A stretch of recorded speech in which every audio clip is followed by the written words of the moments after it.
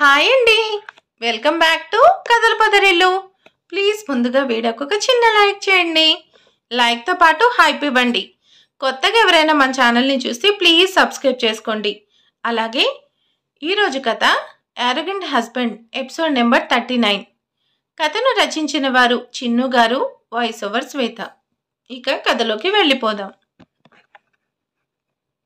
హర్ష ముందు తనని మళ్ళీ పెళ్లి చేసుకోమంటుంటే ఆ మాట ఎబ్బెట్టుగా అనిపిస్తుంటే ఈ మాటలు వింటూ హర్ష ఇంకేమంటాడు అనే భయంతో ఇక అక్కడి నుంచి బయటికి వెళ్ళిపోయింది జానకి. జానకిని మళ్ళీ పెళ్లి చేసుకోమని వాళ్ళ నాన్న అంటుంటే తన పరిస్థితికి తన మీద తనకే జాలి వేస్తుంటే జానకి ఎక్కడ పెళ్లికి ఒప్పుకుంటుందో అనేసి భయంగా చూస్తున్నాడు హర్ష.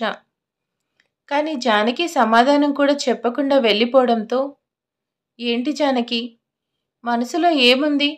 అయినా డాడేంటి తన కోడల్ని మళ్ళీ పెళ్లి చేసుకో అంటున్నాడు? జానకి అన్నిటికీ ధైర్యంగా ఎదిరించి మాట్లాడతావు, చేస్తావు. ఆ దరిద్రుడి పేరెత్తితే చాలు మాట్లాడకుండా వెళ్ళిపోతాడు. బంగారం లాంటి నిన్ను వదులుకున్న ఆ దరిద్రుడు ఏం బాగుపడతాడు? ఆనందరావు మాటలకి పొలమారుతుంటే దగ్గుతూ ఉంటే చిన్నా అంటూ ఆనందరావు తల మీద కొడుతుంటే శ్రావ్య వాటర్ తీసుకొచ్చి హర్షకి తాగించింది. చిన్నా నిన్నెవరో తలుచుకుంటున్నారు అనుకుంటా. మీరే తిట్టుకుంటున్నారు డాడ్ అని మనసులో అనుకుంటూ, డాడ్ మీరెవరినంటున్నారు? ఇంకెవరిని చిన్నా? జానకిని వదిలేసి వాడి సంతోషాన్ని వాడు చూసుకున్న జానకి భర్తను. ఏ పాపం చేసిందని ఈ అమ్మాయిని వదిలేశాడు? ఇలాంటి అమ్మాయి దొరికితే కళ్ళల్లో పెట్టుకొని చూసుకోవాలి. కానీ నిర్దాక్షిణ్యంగా వదిలేసి వెళ్ళడానికి వాడికి మనసు ఎలా వచ్చింది? అంతేలే, వజ్రం విలువ తెలియక రంగురాళ్ళ వెంట పడ్డాడు. అంత మాత్రాన వజ్రం విలువ తగ్గిపోతుందా? ఎప్పటికీ దాని విలువ మారదు. కానీ వాడే ఆ నిజం తెలుసుకోకుండా జానకిని వదిలేసి వెళ్ళిపోయాడు. జానకి తన కూతురు కోసమే ఇంకా బ్రతుకుంది. లేకపోతే ఈ పాటికి ఎప్పుడో చచ్చిపోయేదేమో చిన్నా. నిజంగా చాలా మంచిది. అలాంటి అమ్మాయిని ఎందుకు వదిలేశాడో, అసలు ఎలా వదిలేయాలనిపించిందో. అతనికి మాత్రం ఎలాంటి పరిస్థితి తెలీదు కదా డాడ్. ప్రేమించి పెళ్లి చేసుకున్నవాడు వదిలేసి వెళ్ళిపోయాడంటే తనకి ఎలాంటి పరిస్థితి ఎదురైందో మనకి కూడా తెలీదు కదా డాడ్. ఏం పరిస్థితి చిన్నా? అసలు జానకి నా దగ్గరికి ఎలాంటి పరిస్థితుల్లో వచ్చిందో తెలుసా?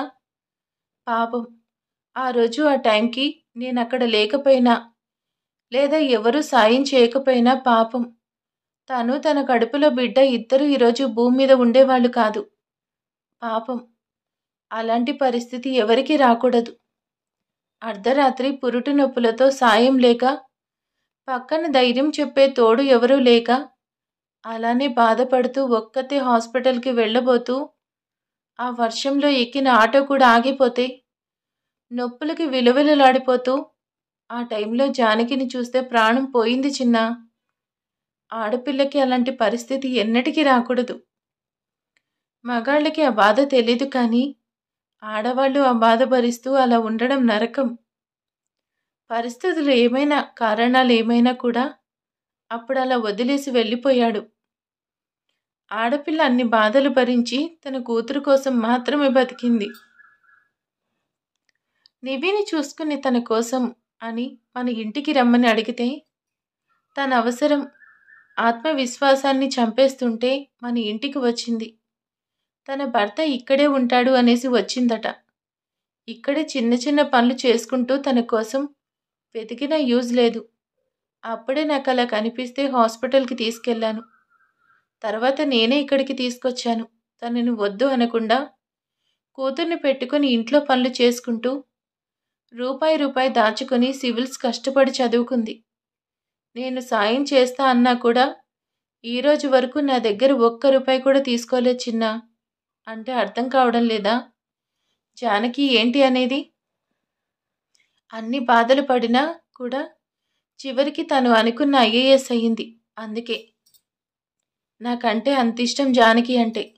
అసలు నేనైతే నా ఇంటి కోడల్ని జానకి ఒప్పుకుంటే నీకు ఇష్టమైతే చేసుకోవాలి అనుకున్నా తెలుసా హర్ష? కానీ ఆశపడాలి, కానీ అత్యాశ పడకూడదు కదా. వాడంటే పిచ్చి ప్రేమ. పెళ్ళంటేనే నాతో మాట్లాడలేదు. ఇంకా నా ఇంటి కోడల్ని చేసుకుంటానంటే నాకే తెలియకుండా వెళ్ళిపోతుంది. పైగా నీకు ఇవన్నీ ఇష్టం ఉండదు కదా చిన్నా, అందుకే నా మనసులో మాట చెప్పలేదు. కానీ ఎప్పటికైనా జానకిని పెళ్లికొప్పించి తనకు తగ్గ అబ్బాయిని, తనకి అర్థం చేసుకునే అబ్బాయిని చూసి పెళ్లి చెయ్యాలి. నీ పెళ్ళైపోయిన తర్వాత నా పని ఇంకా అదే. ఆ రోజు కావాలని వచ్చింది అన్న హర్ష ఇప్పుడిలా జానకి ఇక్కడికి ఎలా వచ్చిందో, ఏ పరిస్థితుల్లో వచ్చిందో తెలిసాక తన మీద తనకి అసహ్యం వేస్తుంది. తనకు డాడ్, జానకి తన భర్త గురించి మీకేం చెప్పలేదా? అప్పటికే కన్నీళ్లు తన కంటి కొసలను తాకుతుంటే బలవంతంగా ఆపుకుంటూ అడుగుతాడు. తన భర్త పేరు కాదు కదా, తన గురించి ఏ చిన్న విషయం కూడా చెప్పలేదు. కానీ మొన్న ఈ మధ్య మాత్రం తన భర్త మళ్ళీ తనకు కనిపించాడు. మళ్ళీ పెళ్లి చేసుకుంటున్నాడని చెప్పింది. నేను వాడి డీటెయిల్స్ అడిగితే నేనంటే ఇష్టం లేదని చెప్పి వెళ్ళిపోయాడు. నాకు మాత్రం అతను కావాలా? భర్త లేకపోతే బ్రతకలేనా? నా బ్రతుకు నేను బ్రతుకుతున్నాను. మళ్ళీ తన లైఫ్లోకి వెళ్ళడం నాకు ఇష్టం లేదు. మాట్లాడితేనే కాపురాలు సక్కపడతాయంటే ఆ కాపురం నాకు అవసరం లేదు. పెళ్లికి నమ్మకం పునాది, ఆ నమ్మకం మా మధ్య లేదు. నమ్మకం లేని జీవితంలో రోజు చస్తూ బ్రతకడం కన్నా ఎవరి దారిలో వాళ్ళు బ్రతకడం మంచిదని చెప్పేసింది. ఇంక నేను అడగడం మానేశాను. నిజమే కదా చిన్నా, నమ్మకం లేనప్పుడు ఎందుకు ఆ అమ్మాయిని ప్రేమించాను అంటూ వెంటపడాలి? మరి పెళ్లి చేసుకొని తన కన్నవాళ్ళకి దూరం చేసేసి తనని ఎటూ తేల్చుకొని పరిస్థితుల్లో కడుపులో బిడ్డతో వదిలేసి ఒక్కదాన్ని చెయ్యాలి? నమ్మకం లేనివాడికి ప్రేమించే హక్కు లేదు. ఆ ప్రేమను చెప్పే రైట్ లేదు. అర్థం లేని అనుమానం. అసలు తనని చూస్తే ఎలా వదిలేయాలనిపించిందో చిన్నా. ఇప్పుడిప్పుడే కాస్త నవ్వుతుంది. సరేలే చిన్నా, నీకేవేవో చెప్పి మనసు బాధ పెట్టాను. అసలే నీకు త్వరలో పెళ్ళి. నీకు ఇవన్నీ ఎందుకు? నువ్వు వెళ్ళి రెస్ట్ తీసుకో అంటూ ఆనందరావు లేచి వెళ్ళిపోతాడు. జాను నిన్నెంత బాధ పెట్టానో తెలుస్తుంటే నన్ను నేను ఫర్గివ్ చేసుకోలేకపోతున్నా. మరి నువ్వు మాత్రం నన్ను క్షమిస్తావా? అర్థంలేని ఆవేశం నా ఆలోచనని చంపేసింది జాను. అప్పటికీ నా జాను నన్ను మోసం చేయదని నా మనసు నాకు పదే పదే చెప్తున్నా నా కళ్ళు నేను చూసిందే నిజమని నమ్మేలా చేసింది జాను. ఒక్క క్షణం నా కళ్ళు నన్ను కట్టేశాయి. నిన్ను వదిలేలా చేశాయి. నీ మీద నమ్మకం లేదని వదిలేశాను. ఇప్పుడు ఆ నమ్మకం ఉందని చెప్తే నీ మనసు తగిలిన గాయం మానుతుందా? నీ మనసుకి తగిలిన గాయానికి మందు మన ప్రేమే జాను. నీ మీద నా ప్రేమ నీకు తెలిసేలా చేయడమే అనుకుంటూ అక్కడి నుంచి జానకి ఇంటికి వెళ్తాడు. అమ్మా, ఎంతసేపు రాకుండా ఏం చేస్తున్నావు? నాకు బోర్గా ఉంది. నన్ను ఒక్కదాన్ని వదిలేసి వెళ్ళిపోయావేంటి? అమ్మా, మనం ఆడుకుందామా? నీవి నాకు ఆడుకోవాలని లేదు, నువ్వు ఆడుకో. అయితే నేను చాక్లెట్ దగ్గరికి వెళ్ళి ఆడుకుంటాను. ఇంకోసారి తన దగ్గరికి వెళ్తానంటే తాట తీస్తాను. ఇక్కడే ఉండి ఆడుకో, అస్తమాను తన దగ్గరికి వెళ్ళకు అంటూ సీరియస్గా చెప్పి తన కిచెన్లో వర్క్ చేసుకోవడానికి వెళ్ళిపోయింది. అమ్మ ఎప్పుడు ఇంతే, నన్ను ఆడుకోనివ్వదు. చాక్లెట్ ఎంత మంచోడు, తన దగ్గరికి వెళ్ళొద్దు అని అంటుంది. నాకేమో చాక్లెట్తోనే ఆడుకోవాలనుంది. అమ్మేమో వద్దు అంటుంది. ఐ హేట్ యూ అమ్మా అంటూ బొంగమూతి పెట్టుకుని అక్కడ చైర్లో ఓ మూల నలిగినట్టు కూర్చుంది. అప్పుడే లోపలికి వస్తున్న హర్ష జానకి కోసం చూస్తూ లాన్లో ఒక్కతే కూర్చున్న నివ్విని చూసి తన దగ్గరికి వెళ్ళి వౌ అంటూ అనగానే నివ్వి వెనక్కి తిరిగి హర్షని చూసి చాక్లెట్ అంటూ హర్ష మీదకు దూకుతుంది. నివ్వికి ముద్దల వర్షం కురిపిస్తూ ఏంటి లిటిల్ డల్గా ఉన్నావు అని అనగానే అమ్మ నీ దగ్గరికి రావద్దు, నీతో మాట్లాడద్దు అంటుంది చాక్లెట్. కానీ నాకేమో నీతోనే ఉండాలి, నీతోనే మాట్లాడాలి, నీతోనే ఆడుకోవాలని ఉంది. చాక్లెట్, కానీ మా అమ్మ ఏం వద్దు అని నన్ను తిట్టింది చాక్లెట్. నాకు ఏడుపొస్తుంది. లిటిల్ బహుశా ఇదేనేమో రక్త సంబంధం అంటే. నిన్ను నేనెంత వదులుకోలేకపోతున్నానో నువ్వు నాకు అంతే దగ్గరవుతున్నావు. కానీ నిన్ను మీ అమ్మకు దూరం చేసి నేనింకా తప్పు చేయలేను. మీ అమ్మ చెప్పే వరకు నేను నీకు నీ ఫ్రెండ్గానే ఉంటాను. లిటిల్ అన్నీ మర్చిపోయి నువ్వే లోకంగా ఉంటుంది. ఒక్కసారి నన్ను మీ అమ్మ క్షమించిన లిటిల్. ఇంక నిన్ను జానుని ఎప్పటికీ వదులుకోను. చాక్లెట్ నేను నీతో మాట్లాడకూడదా? లిటిల్ మీ అమ్మ నిన్ను నాతో మాట్లాడకు, నా దగ్గరికి రాకు అంది. అలానే ఉండు అంటూ నివి ముఖం డల్గా పెట్టుకోవడం చూసి నవ్వుతూ తన బుగ్గలు లాగుతూ, నువ్వు రాకపోతే ఏంటి, నేనే వస్తాను. నేనే నీతో ఆడుకుంటాను, మాట్లాడతాను, సరేనా? ఇప్పుడు హ్యాపీనా అని అనగానే ఓ అంటూ తల గుండ్రంగా తిప్పేస్తూ ఉంటే హర్ష నివిని ఆడిస్తూ ఉన్నాడు. షూ, నివి అమ్మను క్షమించు తల్లి. అలవాటు పడితే నువ్వు నాలని ఏడుస్తూ ఉండాలి. అందని దానికోసం ఆశపడకు. మీ నాన్నకు నువ్వంటే ప్రేమ ఉన్నా ఆ ప్రేమను పొందే అదృష్టం అవకాశం నీకు లేదు. ఇంకా మిగిలింది 2 వీక్స్ తల్లి. తర్వాత నువ్వు తనకు పరాయిదానివి అయిపోతావు అని అనుకుంటూ, ఈ విషయాలు ఎంత తక్కువగా ఆలోచిస్తే అంత మంచిది. ముందు లంచ్ ప్రిపేర్ చేయాలి. పాపం పొద్దున కూడా సరిగ్గా తినలేదు. వెళ్ళి చికెన్ తీసుకొద్దాం. దానికి చికెన్ అంటే ఇష్టంగా. ఇప్పటికీ అలిగి కూర్చుంది అనేసి మనీ తీసుకుని బయటకు వచ్చేసరికి ఇద్దరు ఆడుకుంటూ ఉండడం చూసి బాధ రెండూ వస్తాయి. నివి అంటూ వాళ్ళ దగ్గరికి వెళ్ళగానే, అమ్మ నేను నువ్వు చెప్పినట్టే చాక్లెట్తో మాట్లాడలేదు, వెళ్ళలేదు. కానీ చాక్లెట్ ఇక్కడికి వచ్చాడు. నువ్వేగా అక్కడికి వెళ్ళొద్దు అన్నావు. కానీ చాక్లెట్ ఇక్కడికే వచ్చాడు, అందుకే ఆడుకుంటున్నా అంటూ సమాధానం ఇవ్వగానే, దీనికి అతి తెలివికి మాత్రం బానే ఉంది. అన్నీ బాబు పొలికలు, ఎక్కడికి పోతాయిలే. విత్ ఒకటైతే చెట్టు ఇంకొకటి అవుతుందా? నివి నువ్వు నాతో రా, మనం బయటికి వెళ్దాం. బయటికి ఎక్కడికి జానకి? అది మీకు అనవసరం. నువ్వు రావే. నేను రాను, చాక్లెట్తో ఆడుకుంటా. కుదరదు, పద అంటూ నివి పట్టుకొని లాక్కెళ్తుంటే, హేయ్ హలో వెయిట్, నేను వస్తాను. పాపం చిన్నపిల్లనాలు తీసుకెళ్తావేంటి? నివి నువ్వు నాతో రా. అయినా ఇప్పుడు ఎక్కడికి? అది నీకు అనవసరం. నీ హెల్ప్ అవసరం లేదు. అవసరమైతే నా హెల్ప్ కావాలి, మళ్ళీ నా హెల్ప్ అవసరం లేదంటావా? నేను వస్తాను అంతే. ఎక్కడికి చెప్పు అంటూ జానకి చేతిలో కీస్ తీసుకుంటాడు. ఈయనేంటి ఇలా బిహేవ్ చేస్తున్నాడు అని అనుకుంటూనే, చెప్పు ఇప్పుడు ఎక్కడికి? లిటిల్ని బయటికి తీసుకెళ్లాలా? కాదు, దానికి చికెన్ తీసుకొద్దామని వెళ్తున్నా. అయితే దానికి నువ్వెందుకులే, నేను వెళ్తాను. లిటిల్ నువ్వు నాతో రా బంగారం అంటూ తనను తీసుకుని వెళ్తాడు. వెళ్తున్న హర్ష వైపు అయోమయంగా చూస్తుంది. కాసేపటికి చికెన్ తీసుకొని వచ్చి జానకి తీసుకో అంటూ టేబుల్ మీద పెడతాడు. జానకి తీసుకోపోతుంటే జానకి చేపట్టుకుంటాడు. హర్ష అలా పట్టుకునేసరికి హర్ష స్పర్శ అప్పటికే చెమటలు పోస్తుంటే, హర్షిత్ వాట్స్ దిస్, నా చెయ్యి వదలండి అంటూ చెయ్యి లాక్కోవాలని చూస్తుంటే, జాను, ఇన్నేళ్ల తర్వాత ఫస్ట్ టైం హర్ష అని నోటి నుంచి జాను అన్న పేరు వినగానే తనకే తెలియకుండా తన కళ్ళల్లో నీళ్లు తిరిగాయి. చేసే పని కూడా ఆపేస్తూ హర్ష వైపు అంతే చూస్తూ ఉంది. జాను అంటూ ఇంకొంచెం ధైర్యం చేసి ముందడుగేసి తన దగ్గరగా వచ్చి తన రెండో చేయి కూడా పట్టుకుంటూ తన కళ్ళలోకి చూస్తూ, జాను నా మీద నీకు చాలా కోపంగా ఉంది కదా? ఎక్కడ లిటిల్ని నీకు దూరం చేస్తాను అనేసి భయపడకు. నీ పర్మిషన్ లేకుండా నేను తనని తీసుకెళ్ళను. కానీ లిటిల్ని నాకు దూరంగా ఉంచకు ప్లీజ్ జాను.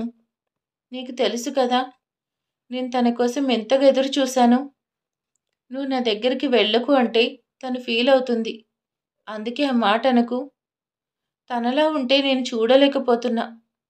మన మధ్య ఉన్న వాటితో తనని ఇబ్బంది పెట్టకు. మన మధ్య ఏముంది? ఏం లేదు. నా చెయ్యి వదలండి అంటూ తన చెయ్యి లాక్కోవాలని చూస్తుంటే ఆ చేతుల్ని అలాగే గట్టిగా పట్టుకొని, వదిలేయడానికి కాదు జాను పట్టుకుంది అంటూ ఆ చేతుల ముందుకు వంగి జానకి చేతుల మీద ముద్దు పెడతాడు. హర్ష చేసింది ఒక్క క్షణం ఏం జరుగుతుందో కూడా తను నమ్మలేకపోతుంది. నేనేమన్నా కలగంటున్నానా అని తనలో తానే ఎన్నిసార్లు అనుకుందో కానీ హర్ష ఇచ్చే షాక్స్కి ఎలా రియాక్ట్ అవ్వాలో కూడా తెలియడం లేదు. జాను, ఇప్పుడు కూడా మన మధ్య ఏం లేదా? అసలు ఈయనేం చేస్తున్నారు? ఎందుకు చేస్తున్నారు? అని రకరకాల ప్రశ్నలన్నీ ఒకేసారి మెదడుని తట్టి లేపుతున్నాయి. తన వల్ల కావడం లేదు. ఈ ఆలోచనలు ఇంకా నా చేతులు వదలండి హర్ష అంటూ చేతులు గట్టిగా లాక్కొని, ఏం చేస్తున్నారు? పిచ్చేమన్నా పట్టిందా లేదా? వచ్చే దారిలో ఏమైనా తొక్కేసొచ్చారా? ఏముంది మన మధ్యలో? ఏముంది? మీరిలా చేయడం బాలేదు హర్షిత్. ఇంకోసారి ఇలా చేస్తే బాగోదు. మీరు సార్ వాళ్ళ అబ్బాయి అనేసి ఊరుకున్నా. సార్ వాళ్ళ అబ్బాయి అనేసి ఊరుకున్నావా? మరి సార్ వాళ్ళ ఇంట్లో అందరి ముందు చేయి పట్టుకున్నాడనే కొట్టావు. నేను ముద్దు పెట్టినా కూడా నన్నేమనకుండా వదిలేస్తున్నావు. ఇది కూడా సార్ వాళ్ళ అబ్బాయి అనేనా? హర్ష అడిగిన దానికి హర్ష వైపు కోపంగా చూస్తూ చికెన్ తీసుకుని లోపలికి వెళ్ళబోతుంటే, జాను, నాకు చికెన్ బిర్యానీ తినాలనుంది, చెయ్యవా? నాకేం పని పాట లేదనుకున్నావా నీకు నచ్చింది చేయడానికి అంటూ జానకి కిచెన్లోకి వెళ్ళిపోతుంది. చాక్లెట్, నాకు అమ్మ లోపలికి వెళ్ళిపోయిందిగా, మళ్ళీ నేను ఇన్ని చాక్లెట్స్ తింటున్నాను అని చూస్తే నన్ను తిడుతుంది. హాహా లిటిల్, ఇవన్నీ కూడా నీకిప్పుడు తింటానికి కాదు, రోజుకు ఒకటి మాత్రమే. మొత్తం ఒకేసారి తినేస్తే హెల్త్ అప్సెట్ అవుతుంది. చాక్లెట్ అన్నీ ఇప్పుడు వద్దా మరి?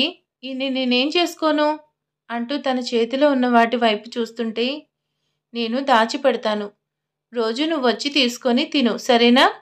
ఇప్పుడు ఇవన్నీ నాకు ఇచ్చేయి, మనం ఆడుకుందామంటూ నివ్వి చేతిలో నుంచి చాక్లెట్స్ మొత్తం తీసుకొని, 2 నివ్వి చేతికి ఇవి తిను చాలు అని అంటాడు. నివ్వి చాక్లెట్స్ తింటూ తననే చూస్తూ, జాను, ఇంకా లేట్ చేయను. నీకు నా మనసులో మాట చెప్పేయడం కాదు, తెలిసేలా చేస్తాను. అప్పుడే నేను మారినట్టు నీకు తెలిసేది. ఇంకా మనకు ఉన్న టైం కూడా 2 వీక్స్ జాను. ఈలోపు నువ్వు మనసు మార్చుకోవాలి, నన్ను క్షమించాలి.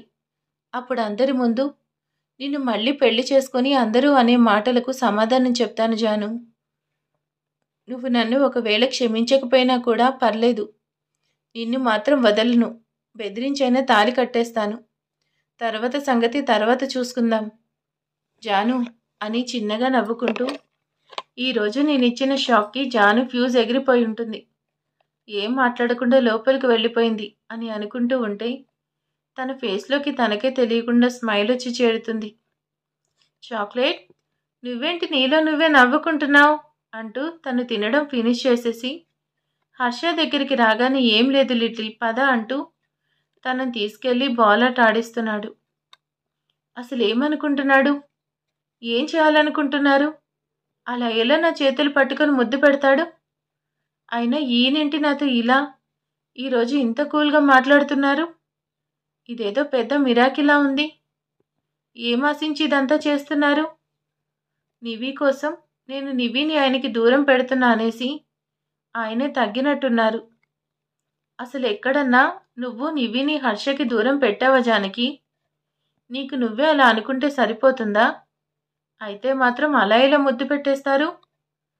మీరెందుకన్నా కూడా మళ్ళీ ఇన్నేళ్ల తర్వాత నన్ను జానుని పిలిచారు హర్ష అని అనుకోగానే తన మొహంలో చిన్న నవ్వొచ్చి చేరుతుంటే, ఆ క్షణమే హర్ష తార ఎంగేజ్మెంట్ గుర్తుకొస్తూ ఉంటే ఆ నవ్వు మాయమైపోయి, లేదు, ఆయనకి నాకేం సంబంధం లేదు, లేనిపోని కలలు కనకు జానకి, అందని వాటి కోసం అరువులు చాచడం చాలా తప్పు అని తన మనసుకి కంట్రోల్ చేసుకుంటూ వంట చేసే పనిలో పడింది. కాసేపటికి కుకింగ్ అంతా కంప్లీట్ చేసేసి ఫుడ్ టేబుల్ మీద పెట్టి నివి కోసం బయటకు వస్తుంది. అప్పటికి ఇద్దరు ఆడుకుంటూ ఉండడం చూసి, నివి లంచ్ చేదువు రామ్మా అని నివిని తీసుకొని లోపలికి వెళ్తుంటే, లిటిల్ మీ ఇంట్లో తినడానికి నన్ను పిలవవా బంగారం? మనం ఇంతసేపు కలిసే ఉన్నాం. నన్ను మర్చిపోయావా? అమ్మా, చాక్లెట్ని కూడా పిలువమ్మా. అవసరం లేదు నివి. మీ ఫ్రెండ్ నాలాంటి వాళ్ళ ఇంట్లో తినర్లే. నువ్వు పద. మీ ఫ్రెండ్ ఇల్లు పక్కనే కదా, అక్కడికి వెళ్ళి తింటారులే. ఓయ్, నేనిప్పుడు ఆ మాట అన్నానా? నాకు చాలా ఆకలిగా ఉంది. మార్నింగ్ కూడా నేనేం సరిగ్గా తినలేదు. ఇప్పుడు నువ్వు పెడతావా? అంతే ఉండమంటావా? అయినా నాకెందుకు పెట్టవు? లిటిల్ మనమే కదా వెళ్ళి చికెన్ తెచ్చుకుంది. మీ అమ్మ పెట్టేదేంటి? మనమే తిందాం పదా అంటూ జానకి పట్టుకున్న నివిని తన చేతిలోకి తీసుకుని ఎగరేసి భుజాల మీదకి వేసుకుని లోపలికి నడుస్తాడు. జానకిని పట్టించుకోకుండా, కానీ అసలు నిజం ఏంటంటే అక్కడే ఉంటే ఇంకేమంటుందో అనేసి టెన్షన్తో జానకిని దాటుకుని లోపలికి వెళ్తాడు హర్ష. వెనకే జానకి కూడా లోపలికి వస్తుంది. ఓయ్, ఐఏఎస్ ఆఫీసర్, ఇంకెంతసేపు చూడాలి? మాకు పెట్టేదేమన్నా ఉందా లేదా? మేమే పెట్టుకోవాలా? అంటూ టేబుల్ మీద ఉన్న బౌల్ ఓపెన్ చేస్తూ స్మైల్ చేస్తూ, వావ్ జాను, కాదు అంటేనే నా కోసం చేశావా అని మనసులో అనుకుంటూ సంబరపడుతూ జానకి వైపు చూసి కళ్ళెగరేస్తూ బిర్యానీ వైపు చూపిస్తాడు. నివి నీకోసమే మార్నింగ్ ఉప్మా అని గోల చేశావుగా, అందుకే నీకు ఇష్టమని నీకోసం మాత్రమే బిర్యానీ చేశాను, తిను అంటూ హర్షకి వినిపించేలా చెప్తూ హర్ష ప్లేట్లో పెట్టి నివికి తనే తినిపిస్తూ ఉంది. లిటిల్, నీకు కూడా చికెన్ బిర్యానీ అంటే ఇష్టమా? అదేంటో మన ఇద్దరి టేస్ట్లు సిమిలర్ లిటిల్. నేనైతే ఇది చూసి నా కోసమే మీ అమ్మ చేసింది అనుకున్నా అంటూ తింటూ ఉంటాడు హర్ష. పరాయి వాళ్ళ కోసం చేసే అలవాటు నాకు లేదు, అంత అవసరం కూడా లేదు. మా కోసం మాత్రమే చేసుకున్నాను. బయట వాళ్ళకి ఇష్టం ఉంటే వాళ్ళ కోసం చేసినట్టు కాదు. నివి తినేటప్పుడు మాట్లాడకు అని నీకు చాలాసార్లు చెప్పాను, బుద్ధి లేదా? సైలెంట్గా తిను. ఈ మధ్య నీకు బాగా పెత్తనాలు ఎక్కువయ్యాయి. వద్దన్న పనులు చేస్తున్నావు. కాదు అనుకున్నవి కావాలి అంటున్నావు. ఊరుకుంటున్నా అని ఇష్టం వచ్చినట్టు చేస్తే మర్యాదగా ఉండదు. నిన్నేం అనట్లేదు అంటే ఏమనను అని కాదు. నీ లిమిట్స్ తెలుసుకొని ఉండు అంటూ నివికి తినిపిస్తూ తిండితో పాటు మాటలు కూడా బాగా తినిపిస్తుంది హర్షకి. జానకి అనే ప్రతి మాట హర్షకి నేరుగా తగులుతుంటే జానకి తననే అంటుంది అని అర్థమవుతుంది. జాను, నేను అన్నదానికంటే ఇది చాలా చిన్నది. నువ్వెన్ని మాటలు అన్నా కూడా నేనేం ఫీల్ అవ్వనులే. అయినా నన్ను అనేది నువ్వే కదా అని చిన్నగా నవ్వుకుంటూ తన దారిన తను తింటూ ఉంటాడు, తనకేం పట్టలేదు అన్నట్టు. అమ్మా, నువ్వు నాకు ఇన్ని మాటలు ఎందుకు చెప్తున్నావు? నాకేం అర్థం కావడం లేదు. మూసుకొని సైలెంట్గా చెప్పిన మాటలు విను, అంతేకాని ఎదురు ప్రశ్నించకు అంటూ నివి నోట్లో అన్నం పెడుతూ ఉంటే బిక్కమొహం వేసుకొని తింటూ ఉంది. లిటిల్, మీ అమ్మ అత్త మీద కోపం దుత్త మీద చూయించినట్టు ఇంకెవరి మీదనో కోపం నీ మీద చూపిస్తుంది, అంతేలే. నువ్వు ఫీల్ అవ్వకు. చక్కగా తిను. అమ్మ చేత్తో తినడం అదృష్టం. అది కావాలి అన్న అందరికీ దొరకదు లిటిల్. అమ్మ మాట, అమ్మ చేతి ముద్ద మళ్ళీ మళ్ళీ దొరకదు. లిటిల్, నువ్వు చాలా లక్కీ. మీ అమ్మ నీకు పెడుతుంది. అమ్మ మాట వింటూ చక్కగా ఉండు అంటూ హ్యాండ్ వాష్ చేసుకుంటుంటే, అప్పుడే కడిగేస్తున్నావు, ఇంకొంచెం వేసుకోండి. రైతా వేసుకోకపోతే వేడి చేస్తుంది అంటూ హర్ష ప్లేట్లో రైస్ వేసి రైతా కోసం కిచెన్లోకి వెళ్తుంది. తర్వాత రైతా తీసుకొచ్చి హర్షకి వేసి నివికి కూడా తినిపించి మళ్ళీ నివి ఇక్కడే, హర్ష ఇక్కడే ఉంటాడు అనేసి నివి పైకి వెళ్ళి కాసేపు రెస్ట్ తీసుకో అంటూ తనని పైకి పంపించేస్తుంది. జాను, నా కోసం చేసిన బిర్యానీ చాలా బాగుంది. ఎన్నేళ్ళైనా కూడా నీ చేతిలో ఉన్న మహిమ మారలేదు. అలానే ఉంది జాను, చాలా బాగుంది. హర్షిత్ సార్, ముందు మీకు విషయం చెప్పాలి. ఇది మీకోసమని నేను చేయలేదు, మా కోసం మాత్రమే చేసుకున్నాను. అండ్ మీరు మర్చిపోయినట్టున్నారు, నా పేరు జానకి. మీరెందుకు ఇలా కొత్తగా పిలుస్తున్నారో నాకు అర్థం కావడం లేదు. నేనేం చేసినా అది నాకు నచ్చిందే, అండ్ నేను పూర్తి స్పృహలో ఉండే చేస్తున్నాను అంటూ తను తినే ముద్ద జానకి నోట్లో పెట్టి, చూడు జాను, చాలా బాగుంది. అయినా నువ్వు చేసిందే కదా అంటూ తినటం కంప్లీట్ చేసేస్తాడు. హర్ష అలా చేయగానే బొమ్మలాగా నిలబడి చూస్తూ ఉంది. నా నీడను కూడా తన మీద పడడానికి వీల్లేదు అన్నారు. ఇప్పుడేంటి ఇలా చేస్తున్నారు అని అనుకుంటూ ఉన్న జానకిని చూసి నవ్వుతూ హ్యాండ్ వాష్ చేసుకుని, జాను నాప్కిన్ ఎక్కడా అంటూ జానకి చీర కొంగు తీసుకుని చేయి తుడుచుకుంటాడు. హర్ష చేతి స్పర్శకు స్పృహలోకొచ్చి తన చీర చెంగు లాగేసుకుంటుంది కోపంగా హర్ష చేతిలో నుంచి. హర్షిత్, ముందు ఇక్కడి నుంచి వెళ్ళిపోండి. ఇప్పటికే చాలా ఎక్కువ చేశారు. ఇంకా చాలు. జాను, నన్ను వెళ్ళిపోమ్మంటున్నావా? మీరెందుకు ఇలా చేస్తున్నారు? అసలేం చేయాలనుకుంటున్నారు? జాను ఇంతకు ముందు హర్ష గారని ప్రేమగా పిలిచేవారు. ఇప్పుడేంటి జాను నాతో ఇంత కోపంగా ఇష్టం లేనట్టు, నేనంటే పడనట్టు మాట్లాడుతున్నావు? నేనేమంత పాపం చేశాను జాను? నాతో కాస్త మంచిగా మాట్లాడొచ్చుగా? నువ్వు ఇలా ఉంటే నాకు ఏదోలా ఉంది. గుండెలో సూదులు పెట్టి పొడిచినట్టుంది జాను. మీరెప్పుడు ఎక్కడ ఎలా ఉంటారో నాకు తెలుసు హర్షిత్ సార్. మీకు నేను అనే మాటలు సూదులతో పొడిచినట్టుందా? నాకు మీరనే మాటలు, చేసే పనులు సూదులు కాదండి, గుణపాలు పెట్టి పొడిచినట్టుంది. మీరే అసలు నన్ను పేరు పెట్టి పిలిచే అర్హత కూడా లేదు అన్నారు. నన్ను కొత్తగా జాను అంటున్నారు. మిమ్మల్ని హర్ష అనమంటున్నారు అంటూ నిర్జీవంగా నవ్వుతూ ఉన్న సార్, నాకు ఇప్పుడేం మాట్లాడాలని లేదు. ప్లీజ్ మీరు వెళ్ళిపోండి. జాను నీతో మాట్లాడాలి. అయినా మీరింకా ఇక్కడే ఉన్నారేంటి? నా కోసం ఎవరొస్తారో చూడాలని ఉన్నారా? రోజుకొకడితో తిరిగే దానితో మీరు మాట్లాడడం ఏంటి హర్షిత్ సార్? ఎవరైనా చూసినా విన్నా మీ పరువే పోతుంది. దయచేయండి అంటూ డోర్ ఎంట్రన్స్ వైపు చూపిస్తుంది. జాను అంటూ జానకిని హక్ చేసుకుని అలానే ఉండిపోతాడు. సడన్గా హర్ష తనని హక్ చేసుకోవడంతో జానకి కూడా అంతే చూస్తూ ఉంది. హర్ష చేసేదానికి జానకికి ఎలా రియాక్ట్ అవ్వాలో కూడా తెలియడం లేదు. ఇన్నేళ్ల దూరాన్ని చెరిపేస్తూ హర్ష చేసిన చొరవకు మనసు హర్ష సాంగిత్యాన్ని కోరుకుంటుంటే, బుద్ధి హర్ష అన్న మాటలకి హర్షని దూరం పెట్టమని వారిస్తుంది. హర్ష చేతులు తనని అలా చుట్టుకుపోగానే జానకికి ఆగకుండా కన్నీళ్ళొస్తున్నాయి. జానకి కన్నీళ్లు హర్ష భుజాలను తడిమేస్తుంటే ఆ కన్నీళ్లు తడి హర్షని తాకగానే అప్పటి వరకు తనేం చేస్తున్నాడో స్ట్రైక్ అవ్వగానే జానకిని వదిలేస్తూ ఐఎమ్ ఎక్స్ట్రీమ్లీ సారీ అంటూ ఇంకేం మాట్లాడలేక తన వైపు కూడా బయటకు వెళ్ళిపోతాడు.